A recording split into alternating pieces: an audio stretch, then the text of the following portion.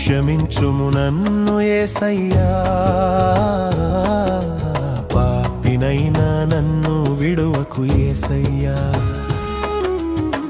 క్షమించుము నన్ను యేసయ్యా, పాపినైనా నన్ను విడువకు యేసయ్యా.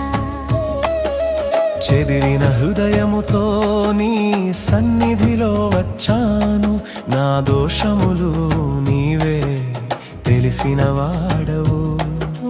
క్రూసు మీద రక్తముతో కడిగిన వాడవు, నా పాపములన్నీయు దాచిన వాడవు.